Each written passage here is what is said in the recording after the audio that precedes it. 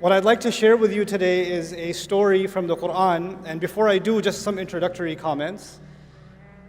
A lot of stories in the Qur'an have to do with the children of Israel, many of them. And many of the prophets mentioned in the Qur'an are the prophets of the Israelites. But if you compare what's in the Bible and in Jewish literature about their history, and you compare it to what is in the Qur'an about their history, you'll see a huge difference. There's a lot less in the Qur'an. Allah chose in His final revelation to be very selective about which stories He's going to choose for His book. So there's very few stories in the Qur'an, and in fact, some of them aren't even found in Jewish literature, meaning Allah is telling us the lost chapters of Jewish history in the Qur'an. For example, the story of Musa and Khidr in Surah Al-Kahf is not found anywhere in Jewish literature. They don't have it. But it's a story about Musa alayhi salam, and one of the names of the Torah to the Jewish people is Torah Musa. It's the Torah of Musa, and yet one of the stories of Musa that's in the Qur'an is not even found in their tradition. And so the first observation, the thing I want you to think about, is that Allah gave us this book to guide humanity until Judgment Day, starting with guiding Muslims. When Muslims find Allah's guidance and live by it, it will make easier for the rest of humanity to find that guidance and live by it. So the first audience is us, and by extension, that becomes the rest of mankind. And for our guidance, Allah chose one of the key pieces, one of the key devices by which Allah chose to guide us is telling stories. And selecting very, very special stories. So before I even start this story, I want you to just set your mind in a certain way. Why would Allah choose these very particular stories? Because these are the stories that are going to repeat themselves throughout the story of humanity. None of these stories are dead. All of these stories are alive. All of these stories replay themselves in newer and newer ways.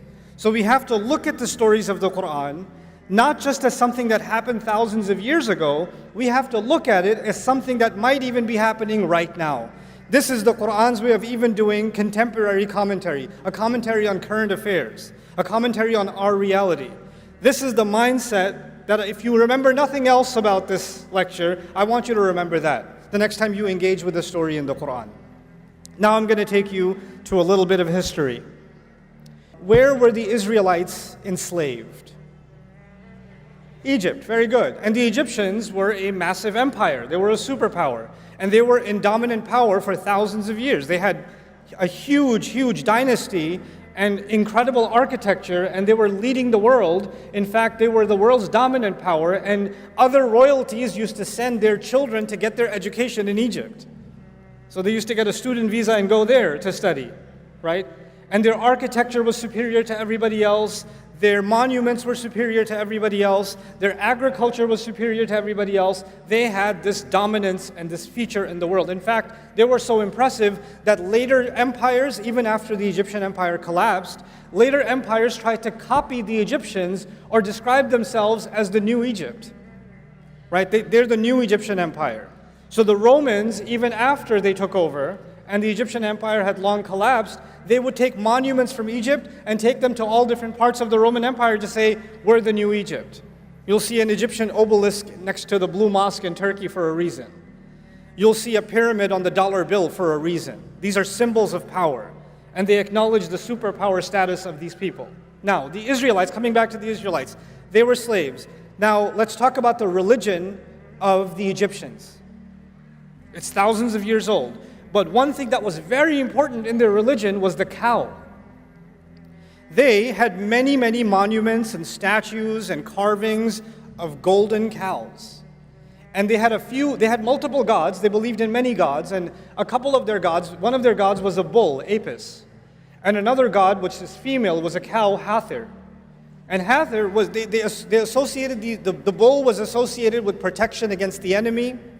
It was associated with power and might and stability. So the more they worship this cow, the more the empire becomes stable and is able to defeat its enemies. And the cow that was the female, the Hathor cow, its symbol was it gives us milk, it gives us the leather, it gives us the meat, it gives us the bones, it tills our soil, it's our mother. Muslims call Allah, one of Allah's names is Ar-Raziq, the provider. For them, the Raziq was the cow. So they worshipped the cow and they revered the cow, and the reason they did it is they want to make sure it rains, they want to make sure they don't get disease, they want to make sure their children are born healthy. In fact, some historians even argue that whenever there's a pharaoh that's going to take over government, the way you can tell that he's legitimately the new king is he has to drink from the sacred cow. He has to have the divine cow's milk for him to be associated with that power. They even believe that the sun rises from the east and the west. A cow carries it from the sun and takes it to the east. It takes it to the west. That's what they believed about the cow. Now, I don't want to give you a lecture about the Egyptian religion, but I do want you to know something about it. The cow was a big deal. The cow was a very big deal. Now, the Israelites were enslaved under the Egyptians for many generations. So there are many generations of Israelites who were born and they don't know what it means to be free. They've never known it. Their father didn't know it, their grandfather didn't know it, their great-grandfather didn't know it. All they know to be is slaves of a master class race that treats them like animals. That's the best case scenario. Many times they treat them worse than animals, and they're used to living like that. That's how their life looks. And they've accepted that as their fate. For many, many generations, this has been going on. And in that environment, another side note that I want you to know is the Israelites are the children of Israel. And Israel, if you go back further up, these are the children of Ibrahim alayhi salam. These are the children of Abraham.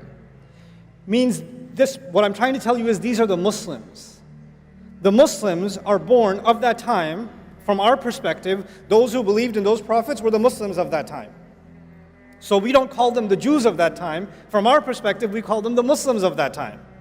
They're being born into slavery under a superpower, and their next generation doesn't even know what it means to be free. They're born under the choke of a superpower. And what happens to young men and women that are raised as a minority, as a degraded, inferior minority that is under the chokehold of a larger superpower? You start thinking to yourself, consciously or subconsciously, man, these people, they have better roads, they have cleaner houses, they have more beautiful clothes, they're so much smarter, look, they're so much healthier, they're so much stronger, they keep on winning and winning, everything about their life is beautiful. My God, they have it all. I mean, they're kuffar, but they're awesome. Look at their streets, look at their neighborhoods, look at their highway system, look at their technology, look at their agriculture, and look at where we live. Fine, we're the believers, but we're also losers. Yes, they are the kuffar, but they are, oh my God, look at them. So they develop this kind of a love-hate relationship with their master. We hate the master because he's enslaved us, but we also kind of love the master because they live the life, man. They live the life. This is the environment in which the Israelites spent many generations. Now, let's fast forward. Allah reveals the message to Musa alayhi salam. There's a conflict between Musa and Fir'aun, and eventually the Pharaoh drowns, and the Israelites are finally free. Yes? They're no longer living in slavery. After being enslaved for generations, now they get a taste of freedom. Now they have a taste of freedom. And in that time, many adventures happened. I'm going to highlight two of them if time permits. I have so many things to share with you about this story, but I'm trying to be as selective as I can because I respect two things. One, the time that I've been given. Two, your attention span. But I do want you to at least take two parts of this story with you that I'm going to just be selective about. Okay. So they're out in the desert. They're free now. And Allah says to Musa alayhi salam that Allah calls Musa alayhi salam to meet with him.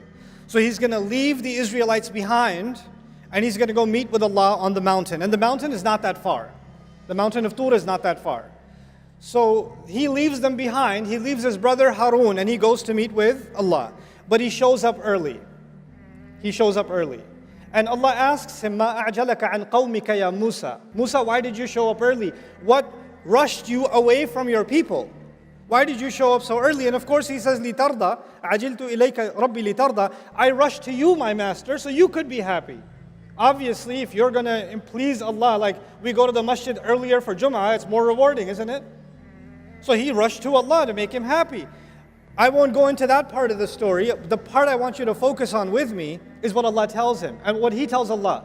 He says, Hum ula'i ala athari. No, they're just a few steps behind me. They're just a few steps behind me. I want you to remember two meanings of that. When Allah said, why did you rush? He said, there's a few steps behind me. Number one, it means they're not that far away. If there's any trouble, I'll just run back down and I can get there in 20 minutes, no problem. That's one meaning. The other meaning is, look, they followed me through the water. They followed me and they fought their fear against the Pharaoh and they crossed this desert with me and they've seen so many miracles. I'm pretty sure they're going to respect my leadership if I'm just gone for 10 extra days. Nothing's going to go wrong. They're still on my footsteps. They're still, I'm pretty sure they're going to be okay. And Allah says, actually, Samiri, there's a fellow named Samiri, a foreign name actually. He has put them in trouble. He's confused them. He's created chaos among them. So now I'm going to take you to Samiri and what chaos was created. While Musa alayhi salam was gone, this fellow Samiri, basically what he does is he collects all of their gold. Whatever gold they had from all their savings, they collected and they ran off from Egypt. And somehow he collects all of it from them, melts it down, and turns it into the statue of a guess what? A golden baby cow. A golden cow. Which suggests a couple of things. One, it might suggest that they didn't have enough gold to build a cow, so they had to go with a baby cow. Right? So that might be one reason.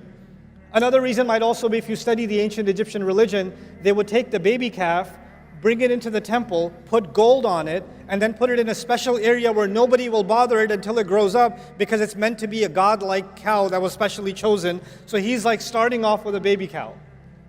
He's starting there. Now, this whole cow business, does it have anything to do with Islam or does it have to do with the Egyptian religion? This is the Egyptian religion for thousands of years. And these Israelites lived as slaves and psychologically occupied for many generations under the Egyptians, yes? So all of a sudden he builds them this cow and he makes openings in it so when the wind blows it makes a mooing sound. And all of a sudden you find that many Israelites are now worshiping this cow. When I first read this story, I was confused. How?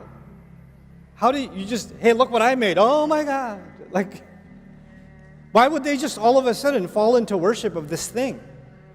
It's not an alien phenomenon to them. They've seen this kind of thing before. Where have they seen it? In Egypt, for generations. But they're Muslim. They're not pagans. They're not following the religion of Pharaoh. No, they're not following the religion of Pharaoh, but something happens in the conscience of believers and the conscience of minorities when they live under a powerful majority. You start thinking their roads are better, their clothes are better, their homes are better, their armies are better, their wealth is better, their religion and their philosophy and their way of life and everything they think important must also be what? Better. Which is why you can find Christmas trees in homes in Karachi. This is the reason. You start adopting, you say, oh, we hate them, so they have all the power, they have all of this. But you know, they are better.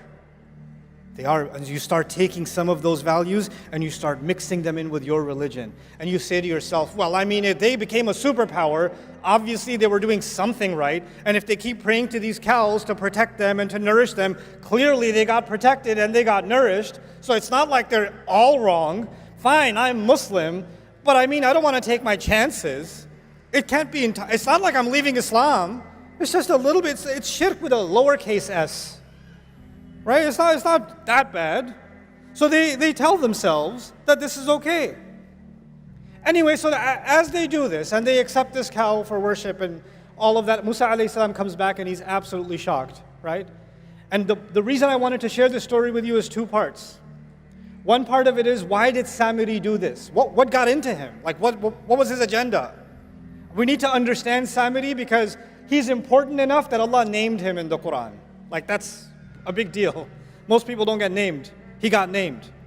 And the other side, I want you to understand what happened to the Israelites. Because again, these stories will live forever. Samiri. Let's start with Samiri.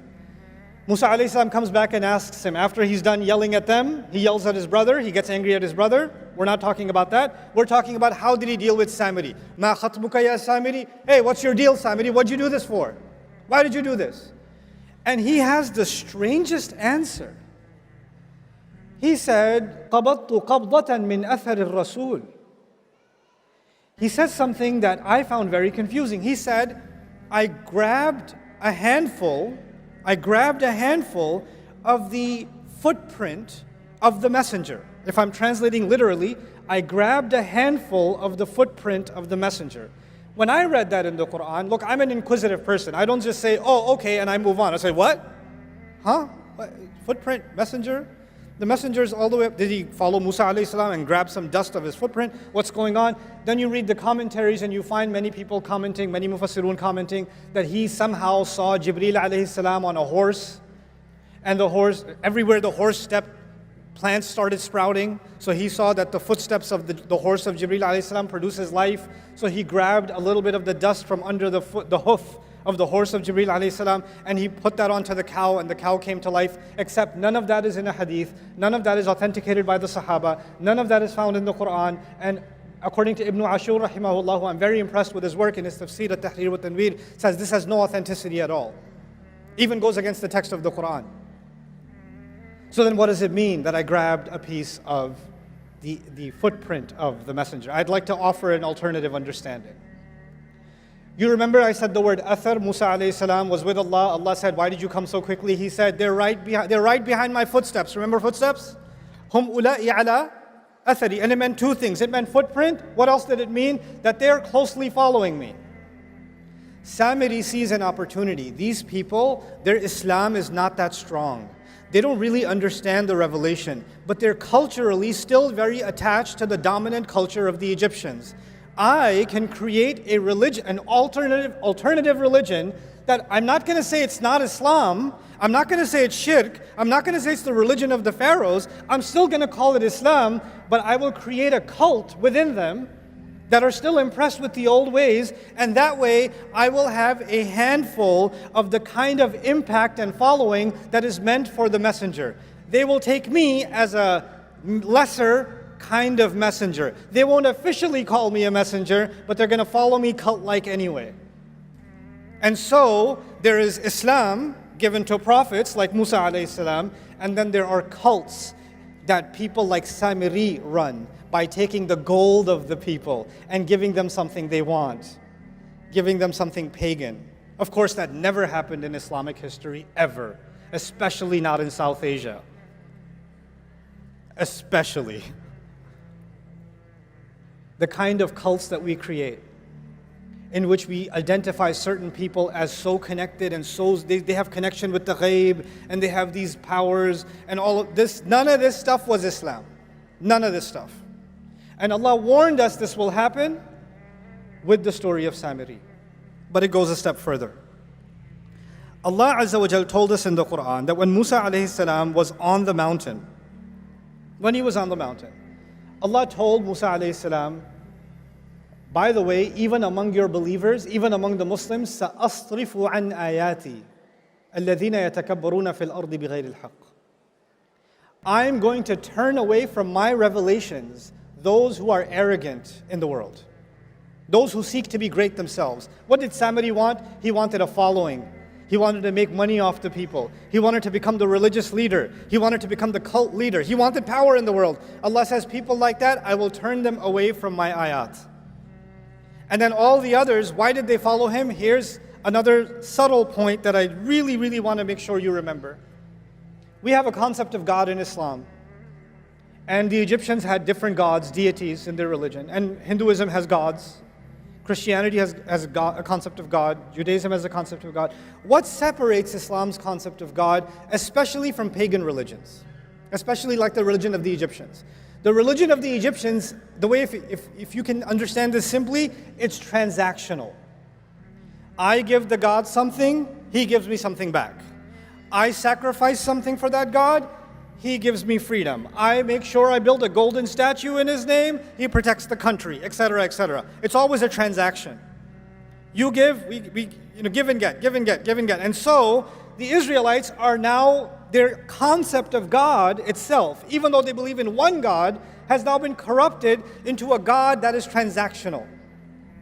So okay, we'll follow this God through the water, end up in the desert, but what kind of God is this? If he's really on our side, he should hook us up like the God of the Egyptians. He should send us rivers and vegetation and all of it. Why is he giving us this one cloud and just manna and salwa? Can you bring some salad over here? Like, fumiha wa adasiha wa bathaliha wa qithaiha wa fumiha wa adasiha. Where are the vegetables? Why isn't this God giving us a better menu option? Why? Because in their mind, their God became entirely transactional. But that's not from Islam, that's from the pagan religion. Of course, Muslims would never fall into such a trap, especially not in 2024. I made so much dua, I even prayed tahajjud, I even decided to pray 5 times, and I still failed my medical boards. Of course, we would never become transactional. I stopped praying because Allah doesn't answer my prayers on my terms. I wanted that job, I didn't get that job, and now I have to drive an Uber until I find another job. That's why I'm just disappointed with Allah, because I did my part, He didn't do His part. This was the pagan religion. This was not the religion of Islam. We started making our religion transactional. And what is the offering of those religions? They offer you the transaction. Make this offering, your child will be protected. Make this offering, it's going to rain. Make this offering, this is going to happen, that's all it is. It's all transactions. So we're done with Samiri. There are going to be Samiris in the world that are going to try to take believers away from the ayat of Allah, to pull them into cults, to keep them away from revelation. Allah described their tactic. Allah says, وَإِنْ يَرَوْا سَبِيلَ الرُّشْدِ لَا يَتَّبِعُونَ سَبِيلًا. If they see the right way, they're not going to follow it. And if they see the deviant way, they'll follow it immediately.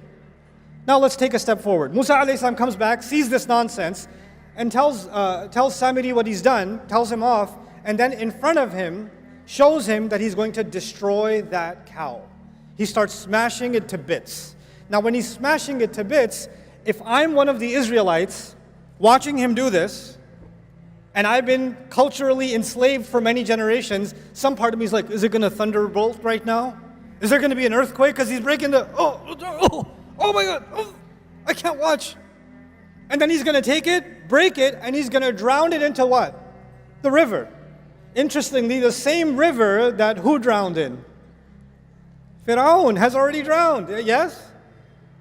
It's as if Fir'aun drowned, but the poison Fir'aun put in these people still hadn't drowned. That also needs to drown. That's Samiri, fine. What about the other side? The other side is the people who followed him, the people who believed him. They still, even if the idol is broken on the outside, that doesn't necessarily mean the idol inside has broken. They still possibly believe it. So Allah reveals this interesting test to them that I had my beloved friend Ibrahim recite. Allah commands you to slaughter a cow. He tells the Israelites, you need to slaughter what? All of you are going to slaughter a cow. Now, okay, Samiri will face the curse of the cow that he wrecked. But now all of you better slaughter your cow. What is that going to prove? You no longer have any special connection with the cow. The idol worship that is inside you, hiding somewhere, needs to be broken. The cultural colonization that you're still living under needs to be broken. It needs to be slaughtered. And when they first heard this, they were in shock. By the way, when Samiri asked them to worship a cow, did they do it immediately? Yeah.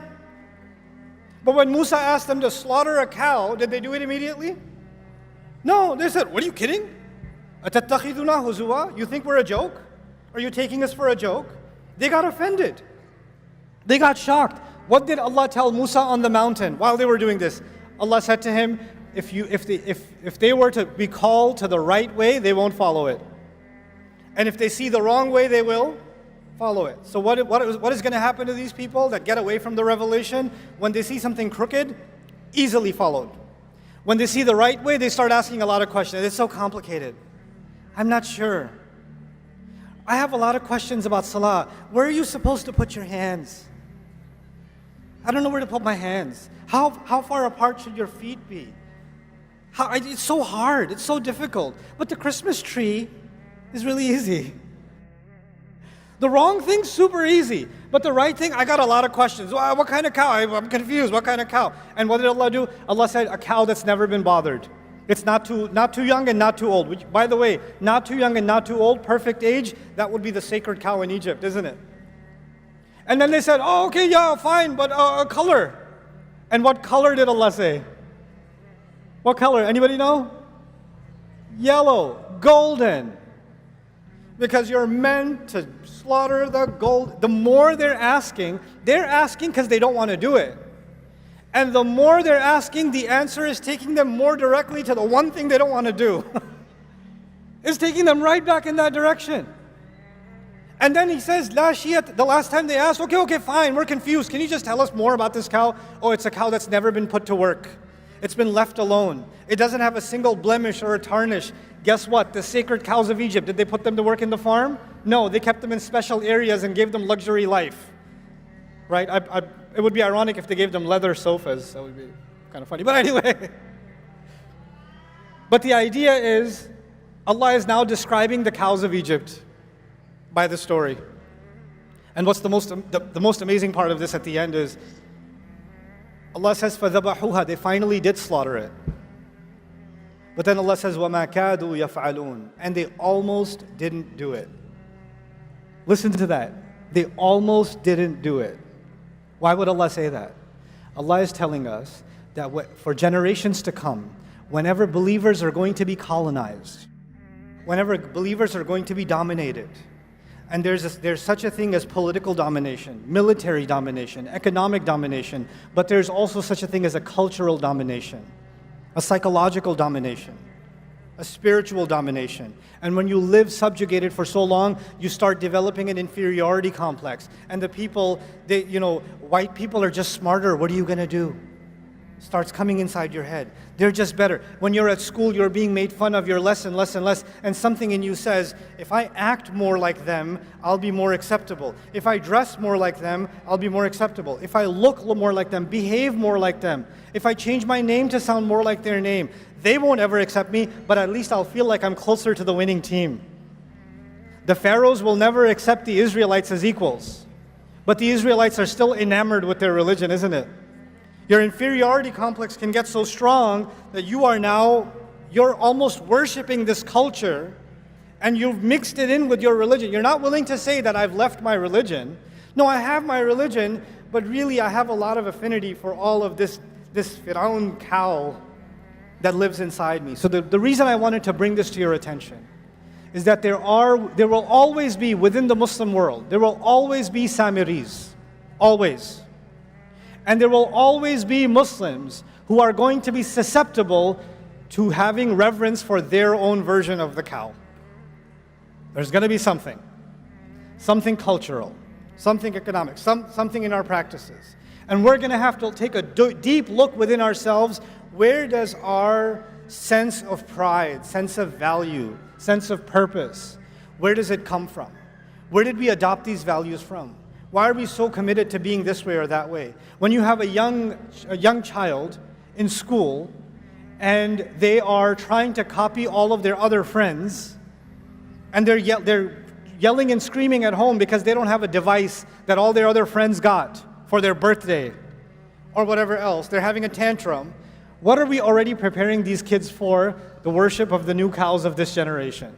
That's what we're preparing them for. Instead of being able to think for themselves and free themselves from it. Allah gave us these stories because these problems will never die. And we have to be aware of these problems so we can be mindful of them. This is the last bit of my message that I want to share with you tonight. This story occurs in Surah Al-Baqarah, towards the beginning of Surah Al-Baqarah. And the latter half of Surah Al-Baqarah, Allah told us that He made us a balanced nation. وَكَذَلِكَ جَعَلْنَاكُمْ أُمَّةً وَسَطًا. That's what He told us. Why is Allah talking about the Israelites first? You know what an orientation is? Here's the people that came before you that had your job. Here's why they got fired. You're up next. Don't make their mistakes. The reason the first half of Al-Baqarah is highlighting these chapters of the Israelites is because these are the exact mistakes that are most likely going to be repeated by the Muslims. So before Allah talks to us, He tells us about them. He tells us about them.